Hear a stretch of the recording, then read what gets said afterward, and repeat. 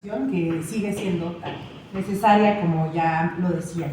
Y bueno, en el caso de Coloradas de la Virgen, efectivamente la intención de este espacio para nosotras es hacer visible la importancia tan relevante, tan fundamental, tan indispensable que tiene el Poder Judicial en sus diferentes, tanto local como federal, como la Suprema Corte de Justicia, los propios jueces de distrito, los jueces federales en general, como el rol tan esencial que tienen en el tema de la defensa de derechos humanos. El caso de Coloradas de la Virgen, que por ahí pensé que traía una presentación, pero pues si no, no importa, es sencillo lo que voy a decir, pero se la puedo poner, está bien. Pero en el caso de Coloradas de la Virgen, que efectivamente es una comunidad indígena del municipio de Coloradas de la Virgen, en Chihuahua, tiene desde 1934 luchando por el reconocimiento de su territorio. Y en la década de los 70, esa defensa por el reconocimiento de su territorio se transformó en una defensa que implicó también poner el cuerpo, poner la vida, porque ahora no solo buscaban un reconocimiento legal, sino que se enfrentaron con un grupo de caciques que llegaron al lugar pues a invadir y aprovechar de los recursos naturales, llegaron a aprovecharse del territorio para sembrar ahí pues drogas, porque el lugar era estratégico, es Chihuahua, el Triángulo Dorado, muy cerca de la frontera. A partir de entonces, la comunidad indígena ha vivido ha enfrentado una serie de hostigamientos, asesinatos de sus líderes, de sus principales líderes, hasta terminar en el desplazamiento forzado de una buena parte de la comunidad. Esta organización y esta comunidad y la digna lucha que ha dado ha sido acompañada durante muchísimos años por Alianza Sierra Madre, a quienes desde aquí también les mandamos un saludo y un reconocimiento a todo su trabajo. Entonces, en este camino de Coloradas de la Virgen, que hoy efectivamente el final, como rápido el final, se ganó un amparo en donde una juez de distrito dijo, tienen razón, ¿no? Estas personas que están en el mecanismo, que tienen un plan de protección, que no avanza ese plan de protección, tienen razón en ampararse y en decir que las autoridades que están incumpliendo están mal. Y entonces, a partir de ese amparo, se supondría que tendría que empezar a implementarse el plan de protección que, entre otras cosas, debería de atender las causas que les mantienen a las personas desplazadas, ¿no? O sea, tendría que hacerse cargo del problema de fondo, que es cómo impedimos ese desplazamiento, y eso tiene que ver con tener presencia del Estado en el lugar, con garantizar que los caciques no invadan y no agredan como a las demás personas. Entonces, a pesar de tener este amparo, pues no ha sido posible hacerlo una realidad. Sin embargo, ese no es el único rol en donde, siguiente por favor, en donde Coloradas de la Virgen ha acudido ante un tribunal a pedir que impulsen o de alguna forma protejan su caso. Yo les voy a decir, hubo hasta 3 ocasiones en donde el papel de jueces o juezas fue fundamental. Primero, cuando las amenazas escalan a un grado tan alto, donde ya empiezan con más intensidad la violencia, algunas personas dirigentes de la comunidad acuden al mecanismo de protección, ingresan al mecanismo porque su primer análisis les da para que el riesgo sea alto, pero luego, como era una comunidad indígena y como era colectivo, en aquel momento no tenían claro cómo aplicar, bueno, y no sé si ahora lo tengan, perdón, y lo digo porque no ha vuelto a vivir una experiencia como tal, pero no tenían tan claro pues cómo se aplicaba un análisis de riesgo a una comunidad indígena en la comunidad indígena, con unas condiciones que no eran las acostumbradas para el análisis de riesgo, ¿no? Porque los analistas o las analistas están acostumbradas a hacer su análisis a partir de cuál es su ruta, qué calle toma, a ver si hay cámaras, tienen rejas, y acá era, pues, es la sierra, ¿no? Es la Sierra Tarahumara, y entonces no sabían bien cómo implementarlo y en consecuencia no lo hacían. Pero entonces nos amparamos diciendo, pues no es posible que no hagan ese acto ese análisis de riesgo del cual se van a desprender todas las otras medidas. Efectivamente, gracias a ese amparo implementaron el análisis de riesgo. Hubo otro momento esencial que, por supuesto, y aquí lo queremos reconocer, asesinan a Julián Carrillo, quien era beneficiario del mecanismo con medidas de protección, habían ya matado a uno de sus hijos, estaba desplazado de la comunidad, pero volvió porque una de sus hijas falleció por una situación de un parto, relacionada con el parto. Volvió a la comunidad y ahí lo asesinan. Finalmente, ese caso, junto con la Alianza Sierra Madre, se pudo llevar a la justicia, y la sentencia nosotros consideramos que es histórica porque reconoce que la comunidad entera es víctima, reconoce que esto les ha pasado por su labor de defensa de derechos humanos, lo cual es trascendental. Esa frase de un juzgador que dice esto les ha pasado por su defensa de derechos humanos tiene una importancia para la comunidad que bueno, que no hay el tiempo de explicar, pero supongo lo pueden suponer, ¿no? Entonces, respaldar una lucha y reconocer que las agresiones tienen su origen ahí. Entonces, esa parte también fue esencial, y por supuesto, en esta última parte, donde el amparo, de nueva cuenta, al igual que lo hace la sentencia, el juicio, la sentencia que condena a los asesinos de Julián y de Víctor, condena o requiere al Estado que hagan lo posible como reparación para que la comunidad regrese. Entonces, ahorita tenemos dos sentencias, una de jueces penales, que condenaron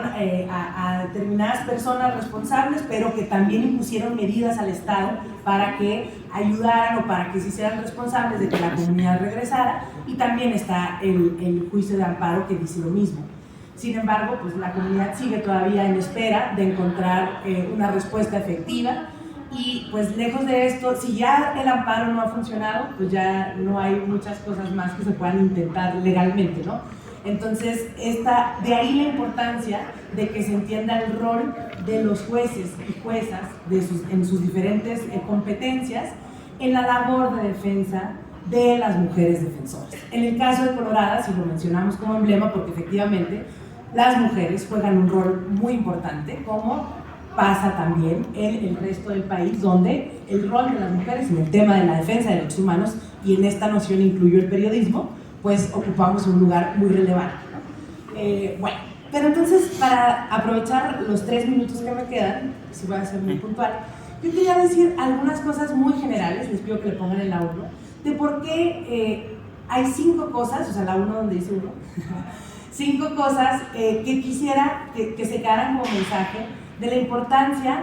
del Poder Judicial, y por qué tenemos que ir reflexionando más de que hay cosas que tienen que cambiar. Tiene que haber guías, tiene que haber protocolos. La Suprema Corte ojalá difundiera estándares para jueces y juezas, para que entendieran esta dimensión que tienen, porque esta importancia que tienen jueces y juezas, pues no nos la estamos inventando, ¿no? Afortunadamente, el derecho internacional de los derechos humanos y los estándares internacionales, la Comisión Interamericana, la propia Corte, por supuesto, Naciones Unidas, y supongo que Maya de eso nos compartirá, pues tienen estándares específicos donde dice el Estado tiene una responsabilidad para no criminalizar o no permitir que se criminalice a mujeres defensoras o periodistas. Y ese es un gran tema en nuestro país. Hoy por hoy, y en este contexto,